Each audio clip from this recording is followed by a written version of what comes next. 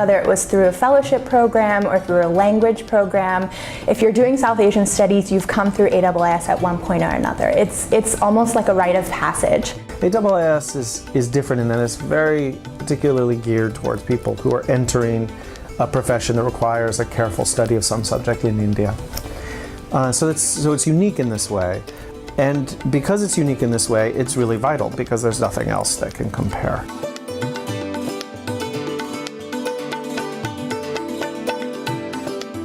The mission of the organization is to promote Indian studies in the United States.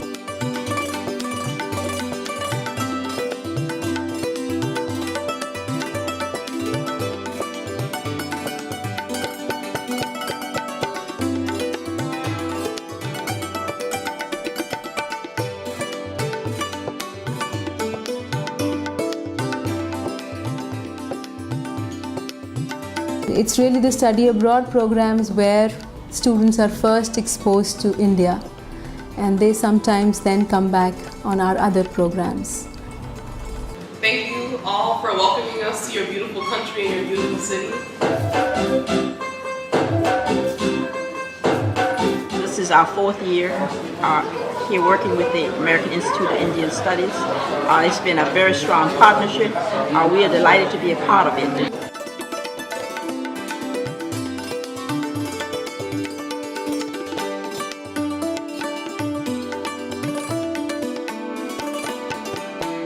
We teach about 16 languages where they are spoken, so that there is a lot of exposure beyond classroom hours.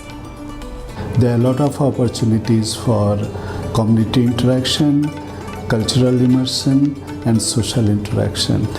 Our teachers are really fantastic, and the classes are only 4 or 5 people, so we have a lot of personalized attention, and it's often really fun too. I think immersion is the best way to learn a language, maybe the only way to truly become fluent in a language.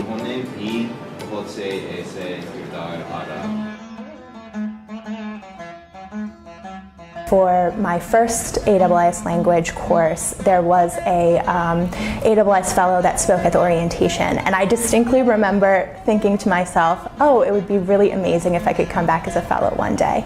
And AIIS gave me the opportunity to do that, and I'm very, very grateful for that.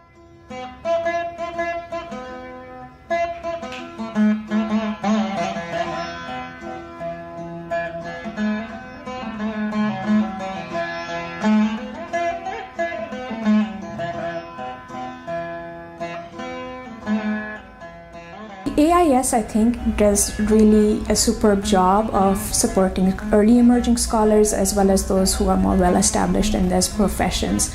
And it is one of the few grants that allows you to spend a substantial amount of time in India and allows you to actually be able to have a lot of contact with local scholars and local institutions, partly because the AIIS has very robust institutional contacts in India. Wherever I went, I was encountering people who knew AIIS fellows or were AIIS fellows or had some interaction with AIIS in one way or another. And that environment, actually throughout all of my career, has really supported me.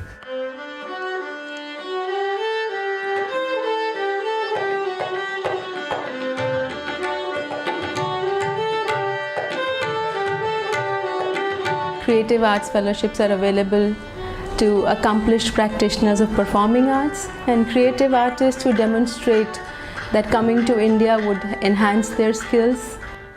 These art fellowships are important because they allow artists from the United States to have a genuinely authentic experience with Indian culture, Indian arts, and the Indian environment.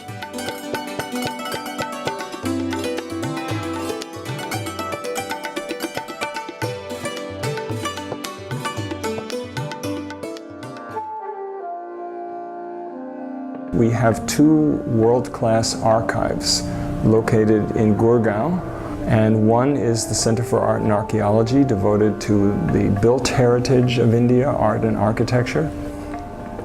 We have a team of researchers, photographers, surveyors and draftsmen who go to the site, document monuments and museum collections. Our archives are the only archives which are available anywhere in the world on Indian temple architecture.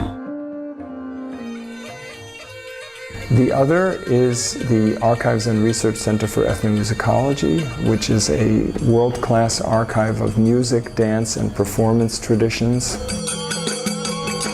This is a repository. We have a collection of well over 25,000 hours of recorded music.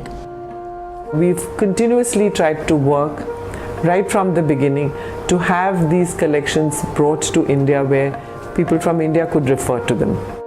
In the past 30 years, it has become widely renowned as a model for archiving and the high quality of the collections that have been deposited here over the years.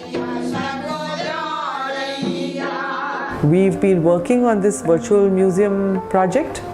It's called the Virtual Museum of Images and Sound. That has kind of mini exhibitions inside it, like little galleries. We are also putting up exhibitions online which are created on different aspects of Indian art, architecture, history.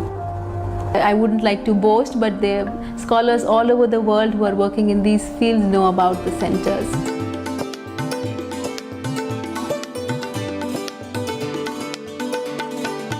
AIIS prides itself on the kind of service that it offers, and it's a very warm and friendly and caring kind of service. It's an amazing organization and the only one of its kind, right? Which is, run completely by American academics in collaboration with Indian colleagues.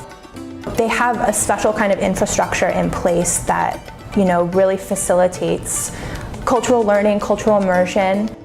I also want to say it supports the research of my students. None of our graduate students can even do their work if they do not get AIIS support for their language training or for their intellectual, their doctoral dissertation work. My high point really is to see students come to India as study abroad program participants, returning as language program students, and then as senior scholars. It is such a matter of pride.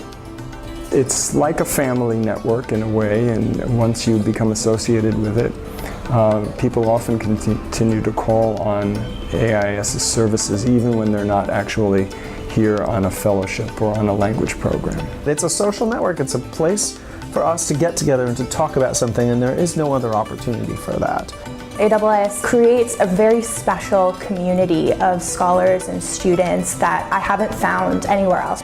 So they're just a fantastic, friend for any scholar who's wandering around India.